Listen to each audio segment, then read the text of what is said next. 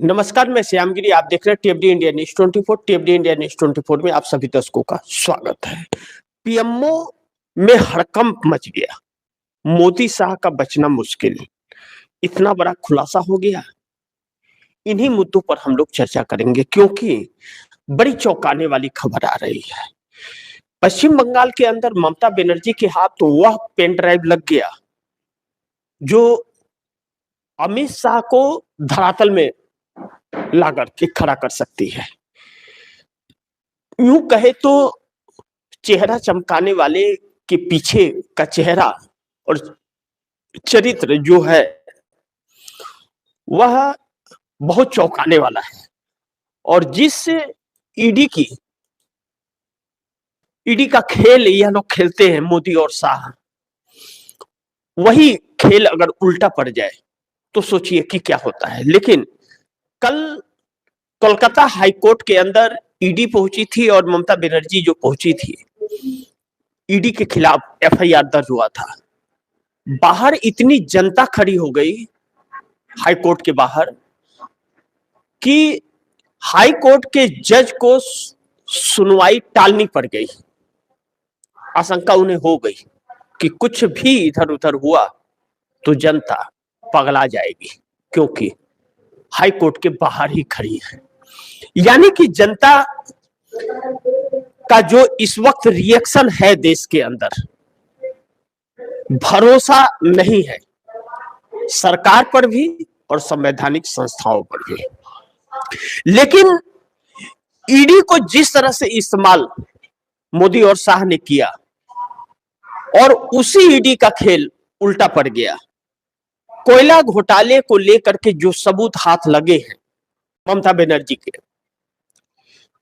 छीना झपटी में जो सबूत मिल गए हैं, अब ममता बनर्जी ने कहा कि मैं खोल दूं तो अमित शाह कहीं नजर नहीं आएंगे और फिर जेल की हवा खाएंगे।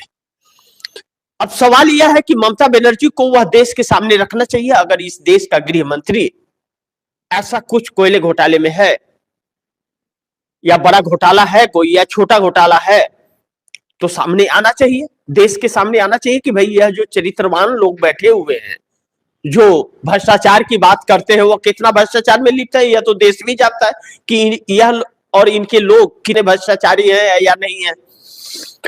लेकिन दूसरी तरफ शुभेंदु अधिकारी जो टीएमसी से ही भाजपा में गए, कोयले का पैसा हवाला के जरिए अमित शाह को पहुंचाते थे, यह ममता बनर्जी का आरोप है। अब सवाल यह है कि ममता बनर्जी अभी तक कहां थी, अभी तक क्यों नहीं उन्होंने यह खुलासा किया? जब उनके यहां तृणमूल कांग्रेस के आईटी सेल के दफ्तर में जब ईडी का छापा पड़ा, तब यह बातें क्यों कह रही हैं? या बुरा भला जो भी कह रही है तब क्यों कर रही है, उस वक्त पहले क्यों नहीं किया? और दूसरी चीज जो बड़ी महत्वपूर्ण है कि प्रधानमंत्री मोदी भी अपने भाई को आगे बढ़ाने के लिए, अपने छोटे भाई को आगे बढ़ाने के लिए हर कानून को ताक पर रख दिए, हर कानून को ताक पर रख दिया। ऐसे में पीएमओ के अंदर हड़कंप सा मच गया है और विपक्ष हमलावर हो गया है। सड़कों पर कई सारे सबूत लेकर के विपक्ष खड़े हो गए हैं। कांग्रेस प्रधानमंत्री को लेकर के सबूतों के साथ प्रेस कॉन्फ्रेंस करके और कह दिया और सड़क पर आ गई। और तृणमूल कांग्रेस अमित शाह के खिलाफ सबूत लेके पेन ड्राइव में बयान दे रही है और खुलेआम जनता के बीच में ममता बनर्जी का बयान आ रहा है। ऐसे में मोदी शाह यह खुलासे हो गए। अब प्रधानमंत्री मोदी को लेकर के तो ऑन रिकॉर्ड सारे डॉक्यूमेंट निकाल करके कांग्रेस ने प्रेस कॉन्फ्रेंस करके बता दिया कि अपने छोटे भाई को किस तरह से फायदा पहुंचाया। मोदी ने गुजरात में सीएम रहते हुए भी और सीएम के बाद पीएम रहते हुए भी अपने परिवार को कितना फायदा पहुंचाया। अपनी माताश्री को 5,000 रुपये लेकर के लाइन में लगा दिया नोटबंदी में और भाई को तक तो ताज पहुंचा दिया। और अमित शाह ने बेटे को बीसीसीआई का अध्यक्ष बना दिया, जिसे हाथ में बैट पकड़ना नहीं आता था। और कोयले घोटाले में पूरा मुंह काला कर लिया। ऐसे में कैसे बचेंगे मोदी साहब? इतना बड़ा खुलासा हो गया है। अब आते हैं कि पीएम दफ्तर में जो हड़कंप मचा हुआ है, सिर्फ यही वजह नहीं है कि मोदी ने अपने परिवार को फायदा पहुंचाया है कानून को दरकिनार करके और अमित शाह ने घोटाला किया है, सिर्फ इसीलिए पीएम दफ्तर के अंदर हड़कंप नहीं है। अमित शाह का बचना तो मुश्किल है अगर ममता बनर्जी ने पेन ड्राइव खुलासा कर दिया जनता के सामने, लेकिन इस खुलासे के बाद, इस बड़े खुलासे के बाद अब रिएक्शन जनता का और रिएक्शन सहयोगी दलों का क्या है और बाकी सहयोगी दलों का दिक्कत क्या है। अब सवाल यह है कि हम इस इंडिया गठबंधन पर आए, लेकिन इसके पहले इस ईडी की बात कर ले कि नरेंद्र मोदी अमित शाह की इस ईडी ने इंडिया गठबंधन को फिर एकजुट कर दिया। जो इंडिया गठबंधन अलग थलग था, उस इंडिया गठबंधन को एकजुट कर दिया इस ईडी ने और मोदी के इस खुलासे ने।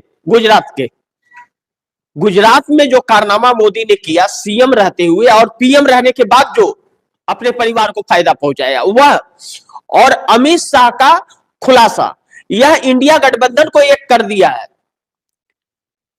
और वह पेन ड्राइव बड़ी महत्वपूर्ण है। अब मांग यह जनता की भी हो रही है और राजनीतिक विशेषज्ञों की भी हो रही है कि ममता बनर्जी उस पेन ड्राइव को सार्वजनिक करे। अब ममता बनर्जी अगर यह कहेंगे कि मोदी शाह कुछ ज्यादा बोलेंगे तो मैं खुलासा कर दूंगी, ऐसा क्यों? यानी कि ब्लैकमेलिंग कर रही है क्या ममता? अब फंस गई। अगर उनके पास नहीं होगा तो वह दिक्कत में आ जाएंगे। यह बात ममता बनर्जी ने इसलिए किया, यह जानना आप दर्शकों को जरूरी है, क्योंकि पश्चिम बंगाल के अंदर राष्ट्रपति शासन लगा करके और ममता बनर्जी को गिरफ्तार करने की कोशिश चल रही है। तो ममता बनर्जी ने यह दांव फेंका है और ममता बनर्जी ने यह दांव फेंका है, अगर यह इसमें सच्चाई है तो ममता बनर्जी को वह पेन ड्राइव देश के सामने सार्वजनिक करना पड़ेगा। यह मांग देश की उठ रही है। अब दोनों ही फंसे हैं, इनकी होगी अब मोदी और शाह की, तो ममता बनर्जी खुलासा करे उसका, और अगर नहीं है, यह गिरफ्तार करना चाह रहे हैं, इसके लिए वह बचना चाह रही, तो यह गिरफ्तार करे। तो किस बात से गिरफ्तार करेंगे? ईडी के काम में हस्तक्षेप डालने की वजह से, इस सरकारी काम में बाधा डाला। लेकिन ममता बनर्जी ने उसी ईडी के ऊपर दो एफआईआर कर दिए हैं कि पार्टी का सीक्रेट फाइल, पार्टी के चुनावी रणनीति का सीक्रेट फाइल तृणमूल कांग्रेस के आईटी सेल दफ्तर से छीनकर और मोदी साहब को फायदा पहुंचाने के लिए ईडी ने छापा मारा। अब मामला दोनों फंस गया, हाईकोर्ट में है और हाईकोर्ट ने सुनवाई टाल दी है क्योंकि जनता बेकाबू हाईकोर्ट के बाहर थी। ऐसे में दो चीजें कि अमित शाह के खिलाफ कोयला घोटाले में मिल गया सबूत ममता बनर्जी को, इस पर जरा समझना बहुत जरूरी है। उसके बाद हम एनडीए गठबंधन पे चर्चा करेंगे, जो बड़ी चौंकाने वाली खबर आ रही है, क्योंकि पीएमओ के अंदर जो हड़कंप मचा हुआ है सिर्फ ममता बनर्जी और कांग्रेस की वजह से नहीं बना है। इंडिया गठबंधन एकजुट और एनडीए में भी बहुत बड़ी संकट की घड़ी आ गई है, इसके लिए भी मचा हुआ है। लेकिन हम इस पर बात करें कि अमित शाह के खिलाफ कोयला घोटाले में मिल गया सबूत ममता बनर्जी को। ममता बनर्जी ने साफ शब्दों में जो कहा कि पेन ड्राइव में यह सारे सबूत हैं कि शुभेंदु अधिकारी, जो भारतीय जनता पार्टी का एक बहुत बड़ा चेहरा पश्चिम बंगाल के अंदर है, वह तृणमूल कांग्रेस में मिनिस्टर थे। तो 2021 में वह चले गए कहां? भारतीय जनता पार्टी में।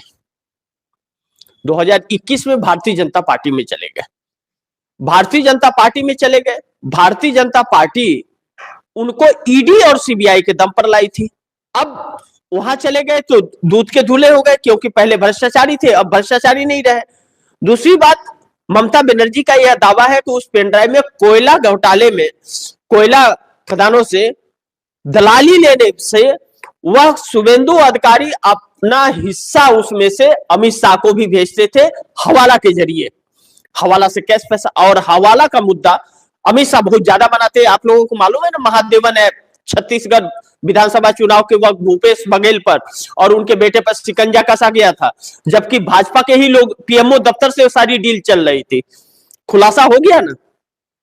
अब ऐसे में भूपेश बघेल के ऊपर तो महादेवन ऐप का नहीं साबित कर पाए, लेकिन पीएमओ दफ्तर के अंदर वह हो गया कि पीएमओ दफ्तर के अंदर हिरेन जोशी जैसे लोग उसमें 50,000 करोड़ रुपए का घोटाला कर दिए थे। बैठ करके पीएमओ दफ्तर में यह सब कार्रवाई की जा रही थी, वहां से पैसे वसूले जा रहे थे और नाम भूपेश बघेल का लगाया गया। अब ऐसे में ममता बनर्जी को वह सबूत मिल गया है। ममता बनर्जी के कहे अनुसार कह रहा हूं, जिस पेन ड्राइव का जिक्र कर रही है और जो बातें कह रही है कि अमित शाह को हवाला के जरिए पैसा दिया जा रहा है, पेन ड्राइव में इसके सबूत हैं। अब पेन ड्राइव सबूत है, देश की जनता को भी जानना चाहिए। ठीक है, गोदी मीडिया नहीं दिखाएगा, सोशल मीडिया तो दिखाएगा और पश्चिम बंगाल की मीडिया तो दिखाएगी, तो दिखाइए। लेकिन अभी तक ममता बनर्जी ने दिखाया नहीं है। शायद हो सकता है कि कोर्ट का इंतजार कर रही हूं या कोर्ट में पेश करना चाह रही हूं, जो भी वजह हो या मैं नहीं जानता, वही जानेंगे और अमित शाह जानेंगे। लेकिन ममता बनर्जी को किसी भी कीमत पर अब गिरफ्तार करने के लिए भारतीय जनता पार्टी, मोदी शाह निकल पड़े हैं और किसी भी कीमत पर उनको गिरफ्तार करना चाहते हैं। ममता बनर्जी के भतीजे अभिषेक बनर्जी पर पहले ही घोटाले का आरोप है और अभिषेक बनर्जी की पत्नी पर भी घोटाले का आरोप है या इसके केसेस चल रहे हैं। उसको लेकर के अमित शाह समय समय पर दांव खेलते रहते हैं और ब्लैकमेलिंग करते रहते हैं, ऐसा आरोप लगता है। अब ईडी का छापा पड़ता है जब चुनाव का वक्त होता है, क्योंकि ईडी को चुनावी हथियार के रूप में भारतीय जनता पार्टी इस्तेमाल करती है, इससे इंकार नहीं कर सकते। तो ऐसे में ममता बनर्जी ने अगर पेन ड्राइव खोल दिया, जो सड़कों पर ममता बनर्जी दिख रही है और कल जिस तरह से तृणमूल कांग्रेस के सांसद गृह मंत्री अमित शाह के दफ्तर पर धरना प्रदर्शन कर रहे थे और 8 सांसदों को गिरफ्तार किया गया, गिरफ्तार करके पुलिस ले गई और सोशल मीडिया पर वह डालते भी रहे सारे फुटेज।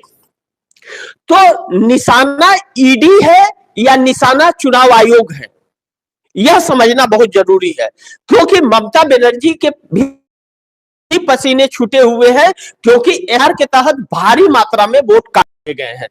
और दूसरा पहलू इसका कि हुमायूं कबीर और असुद्दीन ओवैसी की वहां पर एक गठबंधन बनता हुआ नजर आ रहा है, क्योंकि हुमायूं कबीर तृणमूल कांग्रेस के विधायक है, वह अब अपनी नई पार्टी बना लिए।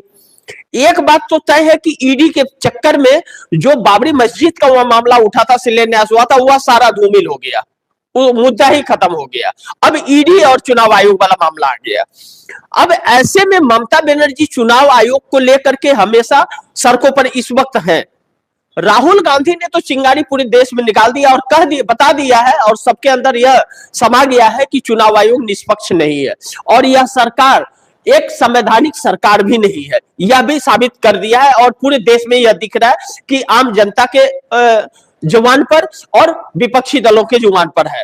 लेकिन ममता बनर्जी के पास सबूत है कि नहीं है और अमित शाह उसमें लिप्त है या नहीं है, यह तो जब खुलासा होगा, सबूत सामने आएंगे तब पता चलेगा। लेकिन इंडिया गठबंधन को इस ईडी कांड ने पूरे इंडिया गठबंधन को एकजुट और मजबूत फिर से कर दिया है, इस बात का भी हड़कंप पीएमओ दफ्तर के अंदर मच गया है। दूसरी तरफ मोदी ने अपने छोटे भाई को गुजरात में फायदा पहुंचाने के लिए सारे कानून तोड़ दिए। अब जिस तरह से मोदी का अपने छोटे भाई से बहुत अच्छा बनता है, बड़े भाई से, बाकी और लोगों से, बहन लोगों से नहीं बनता है, यह कहते हैं लोग। मैं नहीं जानता, उनके परिवार के बारे में उतनी जानकारी मुझे नहीं है, थोड़ी बहुत जानकारी है, तो क्या नाम है वह मैं आप दर्शकों से वक्त जब उसका होता है वैसी बातें आती है तो मैं जिक्र कर देता हूं, बहुत ज्यादा नहीं जानता हूं।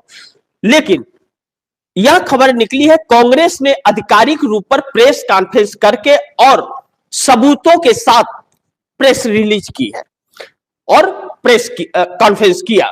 कांग्रेस ने अपने प्रेस कॉन्फ्रेंस में यह कहा कि नरेंद्र मोदी अपने छोटे भाई को मुख्यमंत्री रहते हुए बहुत ही फायदे पहुंचाए और पोस्टिंग जो है उनकी इतनी हाई लेवल पर पोस्ट कर दिए कि जिसके वह लायक नहीं थे। और जिस पद पर 8 साल रहने के बाद ऊपर की पोस्टिंग मिलनी चाहिए, वह मात्र साल भर में वह पोस्टिंग देते गए और एक बड़े ओहदे पर बैठा दिए।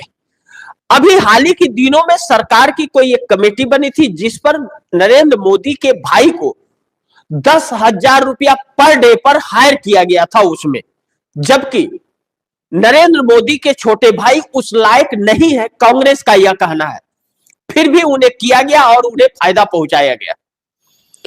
यह चीजें अगर है तो यह तो परिवारवाद हुआ। तो फिर प्रधानमंत्री नरेंद्र मोदी परिवारवाद की बात कैसे करते हैं, अमित शाह कैसे करते हैं? और भारतीय जनता पार्टी और एनडीए गठबंधन के अंदर तो परिवारवाद कूट कूट के भरा है, कूट कूट के भरा है। तो यहां पर परिवारवाद विपक्ष के लेकर के कहां से आ गया? दूसरी चीज, अब इंडिया गठबंधन इतना मजबूत हो गया, एकजुटता होगी, क्योंकि जिस तरह से शरद पवार या उद्धव ठाकरे या अखिलेश यादव या ममता बनर्जी को या स्टालिन को जिस तरह से परेशान किया गया है, पूरा इंडिया गठबंधन इस ईडी कांड के बाद में फिर एकजुट हो गया है और समन्वय सब में बन गया है। इंडिया गठबंधन जब जब एकजुट होता है तो पीएमओ में हड़कंप मच जाता है, क्योंकि इंडिया गठबंधन मोदी सरकार का विकल्प है। इसलिए मोदी सरकार हमेशा वक्त वक्त पर यह काम करते रहे कि इंडिया गठबंधन एकजुट ना हो, इसीलिए उसमें तोड़फोड़ और फूट डालने की कोशिश की गई। लेकिन ऐसे वक्त में इंडिया गठबंधन एक हो गया है जब नरेंद्र मोदी चारों तरफ से फंस गए हैं, एक तरफ से अमेरिका का जो, दूसरा भारतीय जनता पार्टी के अंदर से ही बगावत है, और तीसरा एनडीए गठबंधन में सब कुछ ठीक ठाक नहीं है। ऐसे वक्त में अगर इंडिया गठबंधन एक होता है और मजबूत होता है तो संकट कुर्सी की मोदी को आ जा रही है। लेकिन दूसरी तरफ एनडीए गठबंधन के अंदर जो दो ही मुख्य है एनडीए के नाम पर, वह दो निकल जाए तो एनडीए का वजूद खत्म हो जाता है, नीतीश और नायडू। चंद्रबाबू नायडू अचानक फिर दिल्ली आते हैं और दिल्ली आकर के अमित शाह से मिलते हैं, मनरेगा और राहुल गांधी का बात करते हैं। कहते हैं कि राहुल गांधी का हमारे पास ऑफर है और आप हमारे वादे पूरे नहीं किए तो हमें जाने के लिए हम मजबूर हैं, हमारे पास ऑप्शन है। यह मोदी सरकार के लिए बहुत बड़ी संकट की बात हो गई और चंद्रबाबू नायडू किसी भी कीमत पर अब झुकने को तैयार नहीं है, सीधा दिखा रहे हैं, क्योंकि चंद्रबाबू नायडू को नुकसान बहुत काफी है। और अमेरिका की तरफ से जो बयान आया कि हम 500% भी टैरिफ लगा सकते हैं, इससे आईटी सेक्टर पर बहुत बड़ा फर्क पड़ने वाला है।